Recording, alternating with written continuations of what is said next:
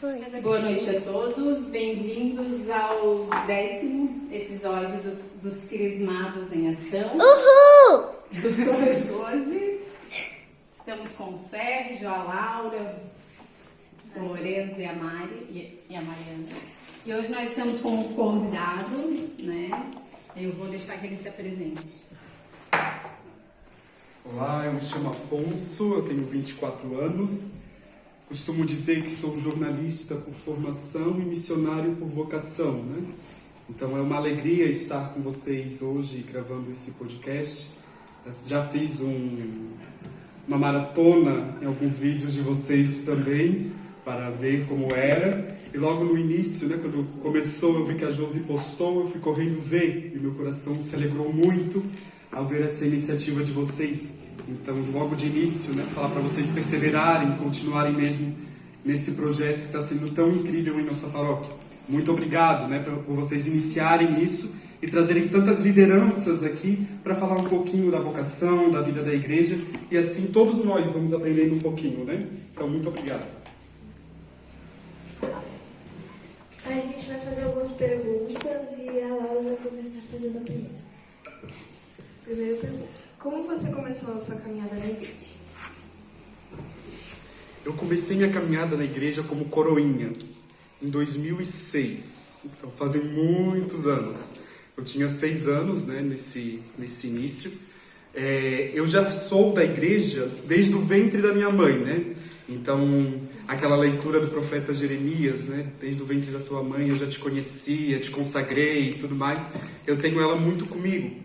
Porque desde o ventre dela eu já ia na igreja, já acompanhava, então desde bebê estava ali envolvido, né? Fui Jesus menino no presépio enquanto bebê, mas a minha caminhada mesmo começou ali nos Coroinhas em 2006.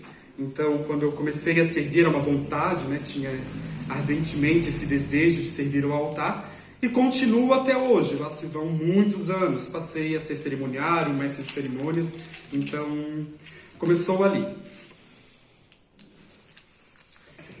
Eu vou fazer a segunda pergunta. Quando você conheceu Jesus como mestre da sua vida e como foi? Essa pergunta é muito interessante, né? Porque muitas pessoas acham que como nós já somos da igreja desde o ventre, como eu falava agora há pouco, acham que a gente já reconhece Jesus desde ali. Mas nós precisamos ter um entendimento, né, de quem é Jesus, o senhorio de Jesus em nossas vidas. Então, quando eu verdadeiramente o reconheci, foi em um retiro do grupo de jovens em 2011. Minha avó cozinhava nesses retiros, e aí eu fui só para ficar com ela e nada mais. E nisso, o meu primo, hoje o Diácono Lúcio, né, me convidou para... O Diácono Lúcio é meu primo. E aí... Família cheia de vocações, pessoal. E aí ele me convidou para fazer o retiro, né? E eu super quis. Então, eu com 11 anos, os jovens lá com 15, 16, 17, estavam me sentindo no meio deles. E ali foi realmente quando eu reconheci Jesus como Senhor e Mestre da minha vida, né? Uma experiência marcante no sábado à noite, né? Quando se tratou um pouquinho de família, sobre Nossa Senhora, esse olhar materno. E também sobre os nossos corações, teve uma pregação em que a gente teve que tocar sobre como estava o nosso coração. Aí tinha o galho seco, as pedras, né? Ali o gelo, a gente precisava tocar e ver como nós queríamos transformar o nosso coração. Então ali foi uma experiência assim, sobrenatural que eu tive com o Senhor. A primeira, né, verdadeiramente, depois de tanto servir, já servia, né, desde 2006, mas a primeira que eu tive um encontro realmente íntimo e pessoal com Cristo. Então, a partir dali eu reconhecia o que eu queria seguir mesmo, o que eu queria viver para a minha vida, era isso. Então, ali eu reconhecia Ele como o Senhor e Mestre da minha vida. A terceira pergunta. Como foi o seu chamado para pescar homens ou almas? E como você acha que o seu servir na igreja ajuda nesta missão? Interessante também. Então, esse chamado, né, para pescar almas é um chamado muito ardente. Ano passado eu fiz missão na Bahia por um ano. Passei o ano inteiro na Bahia em missão. Retornei no final do ano justamente com esse intuito, né, para pescar almas para Cristo, evangelizar e tudo mais. E não é muito fácil a gente deixar tudo pelo tudo, né, e reconhecer a nossa pequenez e a nossa fragilidade. Então, eu tinha um emprego estável, né, ganhava bem, tinha a minha família, tinha tudo, a minha vida estava andando, fluindo muito bem para um jovem na época, né, de 22 anos, quando realmente eu decidi ir para a missão. Mas algo ardia em meu coração que eu não conseguia mais controlar. Então eu tenho um caminhar, né, com a comunidade católica de Vinoleiro, aonde no Divino Oleiro Jovem, essa chama foi aumentando, né? Foi queimando e ardendo mais em meu coração e em meu peito. E aí no final de 2022, eu falei, vou desafiar Jesus, eu vou largar tudo. Larguei todas as minhas coordenações, saí dos cerimoniários e falei, Senhor, o que tu queres para minha vida? Porque eu estava vivendo um verdadeiro deserto espiritual mesmo, né? E aí eu falei, não sei mais o que fazer, para que lado eu vou, para onde eu corro. Então eu falei, agora é contigo. Nisso eu recebi, né, do Padre Jair a proposta para que eu fosse o animador da dozena de Nossa Senhora de Guadalupe, daquelas 12 noites. Eu não queria, para ser bem sincero, eu não queria, porque eu não queria aparecer. Né? Eu falei, não, gente, não vou aparecer, não quero. Tanto é que no Divino Oleiro Jovem eu sempre fui animador, né, dos palcos e tudo mais, comunicador de palco, na verdade, e trabalhava na mídia, e nos últimos retiros eu preferi me esconder mesmo, né, ficar na copa, fazer os outros serviços que não são vistos. Porque eu realmente estava vivendo uma frieza, né, um deserto espiritual com a minha fé. E aí o Padre Jair me convidou, a minha primeira resposta foi, eu não vou fazer isso. Primeiro, que eu não vou dançar na frente de todo mundo, que eu não vou pagar esse mico. E outra, porque eu não estou a fim de ficar aparecendo, tá? Na frente de todos, vão me perguntar por que eu não estou servindo, e vão perguntar por que eu estou ali e não estou na função, indo e vindo, correndo atrás das coisas. Então eu não quero isso. Né? Relutei muito, mas aí eu fui obediente ao meu pároco, né? E aceitei o convite. Então eu e a Nathalie, nós estávamos apresentando naqueles dias. Mas eu fazia de tudo para faltar. Então eu fazia de tudo. Se no meu emprego tivesse alguma coisa para fazer depois das 7 da noite, eu falava, eu posso fazer. Mas sempre dava errado, sempre quando chegava na igreja. Né? E aí um dia, nessas missas, a minha tosse atacou tanto, e a gente ia falar sobre Nossa Senhora, alguma coisa assim, a tosse atacou. Eu cheguei em casa e falei, não quero mais isso, eu não vou mais nenhum dia, e para mim chega. E nisso eu desafiei Jesus. Eu falei no meu quarto lá, acendi minhas velas, estava rezando e falei, o que tu queres de mim? Eu não estou conseguindo entender isso. E no outro dia nós íamos falar sobre a juventude na missa. Eu estava sentado, né, no sofá, o meu telefone toca, o Padre Márcio, que é o fundador da comunidade de Vinoleiro. Eu gelei na hora, falei, que é isso? Que o Padre Márcio está me ligando? Nunca liga, ele só manda mensagem e demora para responder. Falei, o que ele quer? Atendi meu celular e falou, nós estamos fazendo as transferências da comunidade e nós queríamos que você fosse para a Bahia. Na hora eu falei, sim. Não pensei em nada, só falei, sim, eu vou. Por quê? Um dia antes, na noite anterior, eu desafiei Jesus para saber o que ele queria para a minha vida. E nessa mesma noite que eu ia falar sobre juventude, o Padre Márcio de manhã me liga me convidando para ir para a missão na Bahia. Não pensei em nada, pensei nas consequências depois. Ia ter que deixar o emprego, que ia ter que sair de casa, que eu ia viajar quilômetros e quilômetros de distância. E aí eu comecei a cair a ficha, tipo assim, eu vou embora. E aí naquele dia eu fiquei muito feliz, muito contente, animei, né, ali o início da missa Feliz da Vida, tudo. Foi até a noite do Aleluia, Glória ao Senhor, fiz sorrindo, e tudo fluiu, né? E depois eu tive que pesar todas essas consequências e falar para o Padre Jair que eu iria sair. E as notícias, antes de eu falar para o padre, já estavam vazando. Eu tive que chamar ele antes do tempo. Eu tive que anunciar para as pessoas no último dia da dozena que eu não ia estar, porque eu ia para a missão e tudo mais. Foi, tipo assim, muito corrido. E nisso tudo eu tinha que falar pro meu chefe também que eu ia ter que sair do emprego. Ai, eu falei, meu Deus, criou um caos. Meu divertidamente estava assim, bem maluquinho na minha cabeça. E aí tá. Chamei meu chefe, né? Na época era o Diácono Ricardo. Então conversei com ele, ele super entendeu e falou que estava feliz, eu estava feliz, então meu coração estava em paz, fui. Então, a missão, eu falo demais, vocês podem me cortar qualquer coisa, tá? Então a missão ela foi muito boa, muito rica, em função disso em pescar homens, mesmo para Cristo. E agora, recordando, meu Espírito Santo me faz recordar que uma das minhas primeiras vigílias jovens lá, a gente falou sobre pescar homens, né?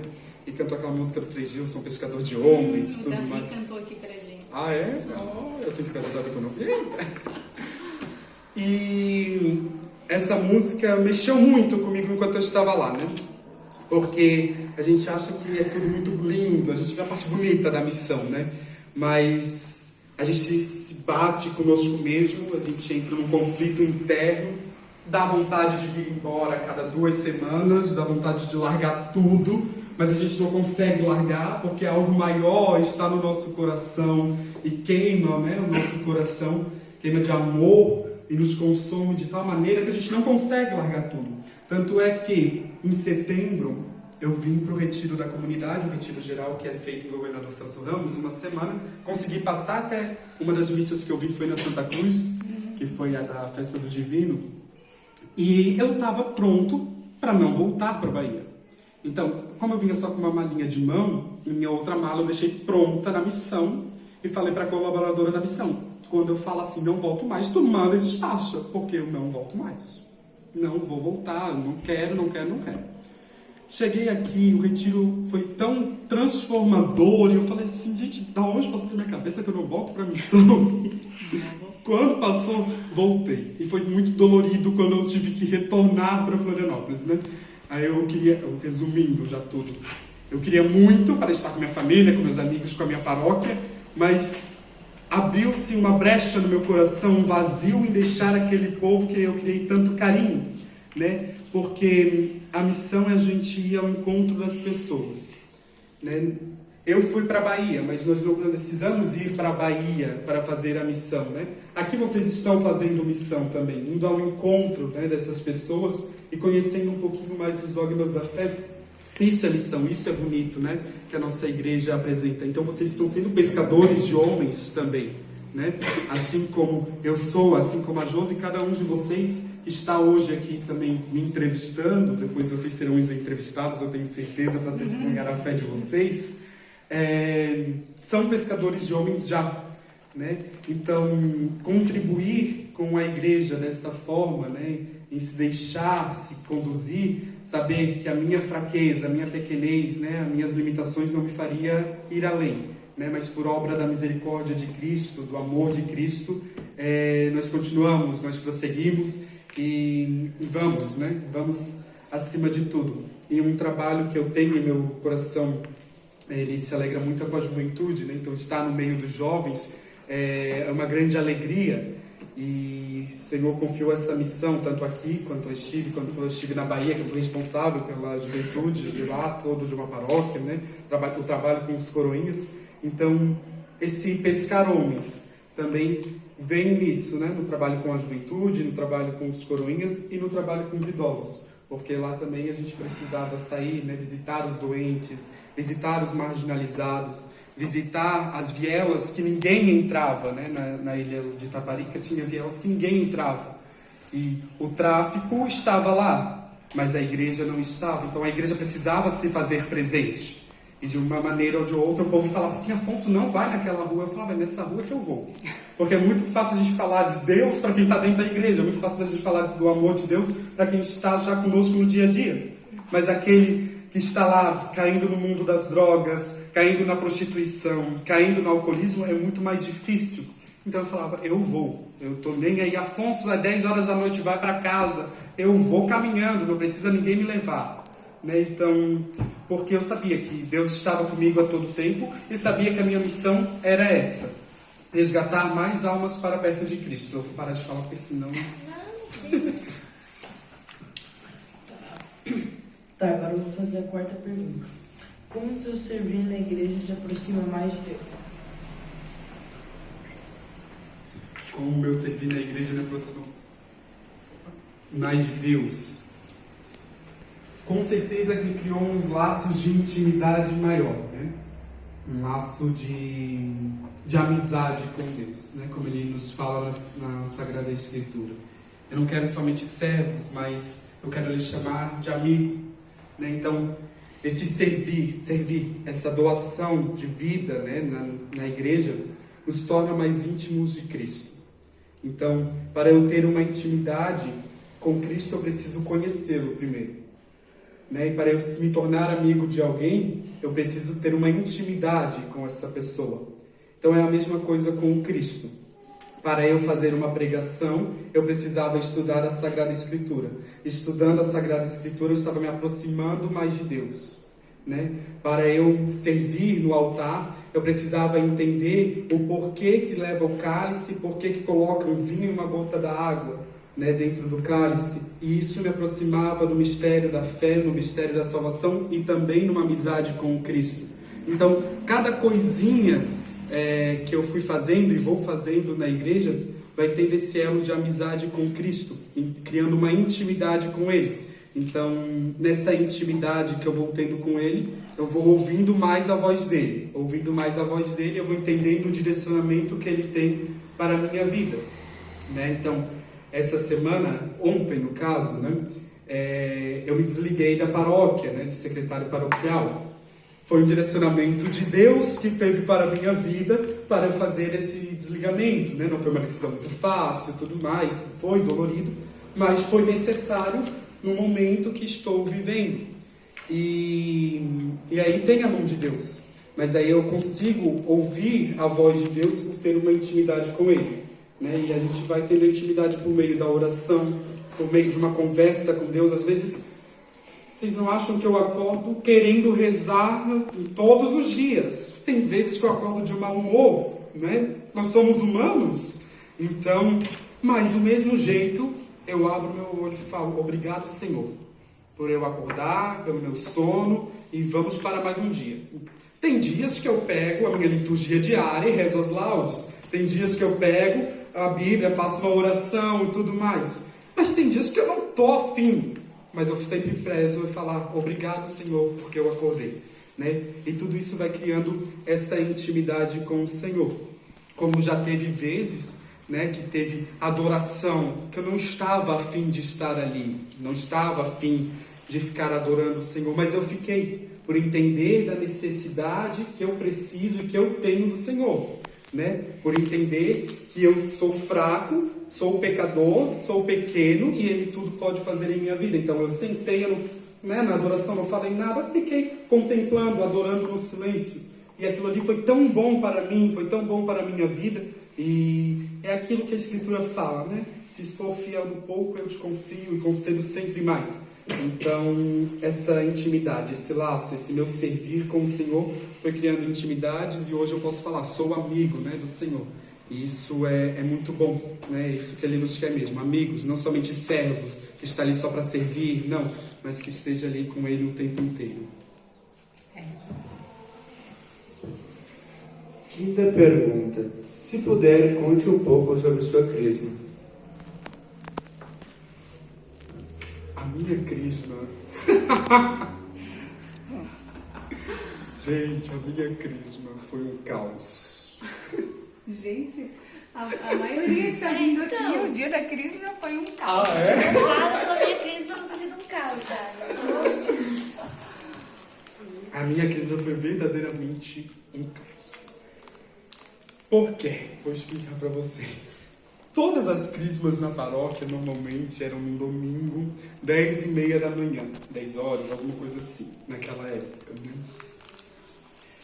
E aí, a minha madrinha é de São Paulo, então eu convidei ela antes, porque estava tudo certo que a crisma ia ser domingo, 10h30 da manhã. E aí, situando, porque minha madrinha é de São Paulo, minha madrinha é minha tia, né? Porque a gente precisa ter os padrinhos presentes, mas a minha madrinha é minha tia, e a gente sempre se conversa, né, via WhatsApp, então, por isso. Então combinei com ela tudo, estava tudo certo na família, 10h30 da manhã, 10h30 da manhã. 2 semanas antes, tiveram uma reunião para trocar o horário da crisma para sábado, às 8 horas da noite. Eu enlouqueci, eu falei, eu não vou fazer a crisma, eu não quero fazer a crisma, porque era no domingo de manhã. Para vocês verem, eu já era da igreja, eu era um adolescente, e falei que eu não ia fazer. Enfim. E aí a justificativa era que o bispo só podia naquele dia e naquele horário. Então eu falei, então tá bom, se o bispo só pode decidir nesse horário, pelo menos é o bispo. Aí minha tia veio, tudo mais. Nós estávamos sentados, né? Naquela época ninguém entrava na procissão de entrada, já ficava todo mundo sentadinho. Aguardando. Vocês já ficavam sentados também, né? Voltou de novo. Tinha muita gente. Graças a Deus, né? Sim. Foi muita gente. Teve acho que 38 adultos. Muito adolescente teve 38 adultos. Eu celebrei essa crisma, não sei se vocês lembram. Enfim. E aí, estava já sentado, pronto, aguardando o Ministério de Música, já na unção, cantando. Era até o Ronaldo, né? Que estava lá, daqui da Santa Cruz, cantando, tudo, ministrando, todo mundo no silêncio, tudo. Quando avisam que o bispo não ia chegar e quem ia presidir ia ser o pároco. Eu olhei para a cara da minha tia, a minha tia olhou para minha cara e eu falei, eu não acredito. Eu só não parei e não fiz a crisma, porque a minha vontade era de sair e não fazer a crisma, porque eu lembrei que a minha tia era de São Paulo. E ela veio justamente para me crismar. Mas eu fiquei revoltado, eu falei, não acredito, mudamos a data, né, para um sábado à noite, por causa do bispo, então poderia ter sido um domingo de manhã, se fosse para ser o padre, parará. Então a minha crisma, ela foi assim, um desastre, mas foi linda, né, foi cheia do Espírito Santo. O padre Francisco, que era o pároco na época, fez uma celebração muito ungida, muito bonita. Então, foi um pouco cansativo, porque no mesmo dia a gente ficou das 8 da manhã até o horário da crisma na igreja, num dia de espiritualidade, dia de confissão. Então teve renovação do batismo, tudo na mesma celebração, então ficou um pouco cheia, a gente estava um pouco cansados, mas foi uma celebração muito sóbria, né? E o mais importante aconteceu, né? Que foi o sacramento da confirmação e o verdadeiramente um novo Pentecostes naquele lugar, né? Então, e é isso que importa. Hoje eu consigo compreender que a presença do bispo era a menor das presenças, né? Tinha a presença de Jesus Cristo sacramentado e a presença dele no seu Santo Espírito ali no óleo da unção. Então, foi muito bonita, foi muito plena e foi muito serena. Por mais que tenha sido um desastre, né, na parte humana, mas a parte espiritual foi muito bonita. Sexta pergunta. Uma música que marcou sua caminhada na igreja. Canta, Josiane. Todo mundo cantou. Isso aí, Mariana. Poxa vida. Vocês me pegaram. Eu lembro que tinha essas perguntas quando eu vi. A da música eu não preparei.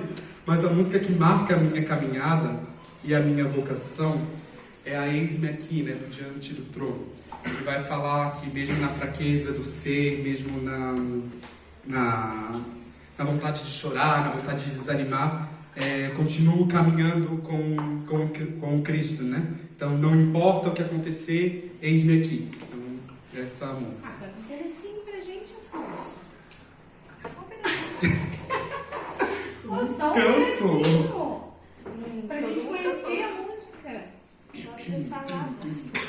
Também. Mas ele canta assim. Expectativa subiu, hein? Putz! Podia ter pegado uma música mais fácil então, pra cantar. Então vamos lá. Irei contigo onde quer que fores, meu Senhor, o teu chamado cumprirei na alegria ou na dor. E toda vez que eu chorar ou quiser desanimar, o teu Espírito me consolará. Se é na fraqueza do meu ser que manifestas teu poder, eis-me aqui, preciso de ti, dependo de ti. Pronto. Não é saber cantar, explica o que é então, porque Sétima pergunta. O que você acha que o jovem precisa ter para seguir firme na fé?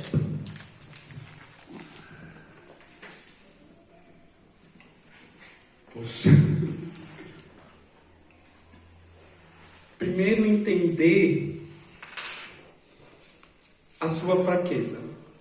Né? Entender que nós somos jovens e que nós somos fracos, dependentes de muitas coisas. Né? Então, o mundo nos apresenta tudo muito hiper mega fácil. Né? Então, se eu abrir a Netflix hoje para assistir um filme e ver lá qualquer catálogo que tenha, os filmes vão estar me apresentando uma maneira fácil de ser jovem, uma maneira divertida de ser jovem, uma maneira fácil de conquistar as coisas. Né? Então, estou conversando, do nada chega alguém, eu me apaixono por aquele alguém, vou morar com ela, caso tenha filho, sou feliz. Ou eu estou ali conversando, vou para uma festa, fico feliz, danço aqui, danço ali, bebo, tá tudo legal, e no outro dia eu já sou um empresário de sucesso. E tantos outros exemplos que, né, esses filmes, esses streamings nos apresentam. E não falo que é errado a gente assistir, é muito bom nós assistirmos, né? Mas entender as coisas. Então, reconhecer que nós somos jovens e nós passamos por essas vontades. Reconhecer a nossa pequenez na presença de Cristo, né? Então, manter firme na fé. É reconhecer que sim, eu sou um jovem e eu quero experimentar a bebida que está aqui, o álcool e tudo mais. Mas saber que aquilo ali pode me causar vícios, podem me causar traumas e podem me causar dependências. E saber que eu preciso e sou dependente do Cristo para manter firme. Agora, se eu não tiver a minha oração diária, se eu não tiver uma conversa com o Cristo, se eu não tiver e reconhecer a minha pequenez e achar que eu sou o meu Deus, eu me governo, eu que faço o que eu bem entender, eu vou pegar o álcool, eu vou tomar, vou encher a minha cara, vai ficar tudo bem e no outro dia eu vou estar na igreja comungando, vou estar na igreja louvando ao Senhor. Né? E por quê? Ali eu fiz eu como Deus da minha vida. Eu não reconheci a minha dependência nem minha pequenez na presença dele. Então, para nós jovens, hoje, neste mundo que nos apresenta tudo com muita facilidade, a primeira coisa é se reconhecer dependente. Se reconhecer necessitado da graça e da misericórdia de Deus. E reconhecer que se eu hoje caí, se eu pequei, né, eu posso voltar para a misericórdia de Cristo que vai me amar, que vai me abraçar, que vai me amparar. Mas eu vou tentar não cair novamente, né? Não tentar fazer com que aquele pecado se torne um vício. Né? A partir do momento que nós temos aquele pecado de estimação, ele se torna um vício. Então eu vou lá, peco, volto porque Jesus Cristo é misericordioso, não faço nada para mudar e peco novamente. E aí volta o ciclo todo, volto para o Cristo, peco, volto, peço misericórdia. Então ali eu não continuo não reconhecendo Deus como o Senhor da minha vida, mas sim eu. Né? A gente está até brincando com Cristo sendo assim, né?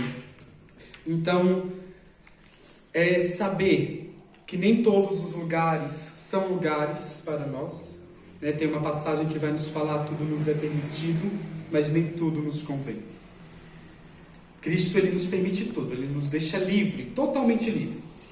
Tanto é, hoje é uma quinta-feira à noite, eu poderia estar em qualquer outro lugar, porque Deus me permitiu estar em qualquer outro lugar, mas eu sabia que nada disso me convinha se não estar aqui.